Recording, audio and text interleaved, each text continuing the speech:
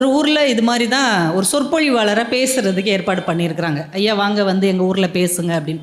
அவரும் சரி பெருங்கொண்ட கூட்டம் இருக்கும் போல் நினச்சிட்டு நிறைய தயார் பண்ணிவிட்டு வந்து உட்காந்துட்டார். வந்து உட்காந்த உடனே பார்க்குறாரு, ஒரே ஒருத்தன் தான் உட்காந்துருக்கிறார். ஒரே ஒரு இளைஞன் உட்காந்துருக்கிறாரு. இந்த சைடு சொற்பொழிவாளர் உட்காந்துருக்கிறார்.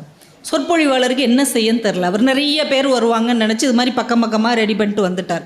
இப்போ அந்த இளைஞனை பார்த்து சொல்கிறார், தம்பி நிறைய பேர் இருப்பாங்கன்னு நினச்சி வந்தேன், நீங்கள் ஒருத்தங்க தான் இருக்கிறீங்க. இப்போ நீ எந்திரிச்சு அந்த பக்கமாக போனேன்னா நான் இறங்கி இந்த பக்கமாக போயிடுவேன். ஒரு முடிவுக்கு நம்ம 2 பேரும் வந்துட்டால் நல்லது அப்படின்னு இருக்கிறார். அந்த இளைஞன் படக்குன்னு இருந்துச்சு, ஐயா கும்பிடுறேன், உங்கள் அளவுக்கு நான் படித்தவன் கிடையாது, உங்கள் அளவுக்கு பெரிய புத்திசாலி கிடையாது. நான் ஒரு 30 குதிரைகளை வச்சு பராமரிக்கிறேன். 30 குதிரைக்கும் நான் சாப்பாடு எடுத்து வைப்பேன். சில நேரம் ஒரு குதிரை தான் வரும்.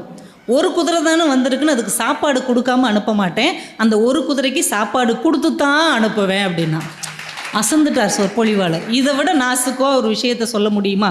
ஒரு கலைஞனை பொறுத்த வரைக்கும் ஒரு ஆடியன்ஸ் வந்தாலும் அவங்களுக்காக அவன் வந்து தன்னுடைய கலையை நிகழ்த்த வேண்டும்னு எவ்வளோ நாசுக்காக சொல்லிட்டான். உட்காருப்பா, உனக்காக நான் பேசுகிறேன் அப்படின்ட்டு 2.25 மணி நேரம் பேசியிருக்கிறார். வெறிக்க பேசியிருக்கிறார்.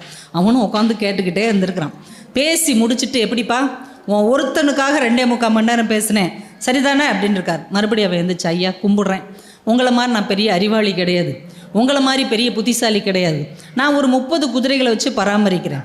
30 குதிரைக்கு நான் உணவு எடுத்து வைப்பேன். சில நேரம் ஒரு குதிரை தான் வரும்.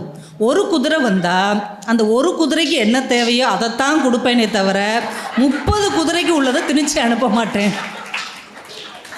உண்மையிலே இந்த உலகத்தில் யாரையும் நம்ம எடை போடவே முடியாது. எல்லாருக்குள்ளேயும் ஒரு ஆற்றல் இருக்கும். எல்லாருக்கும்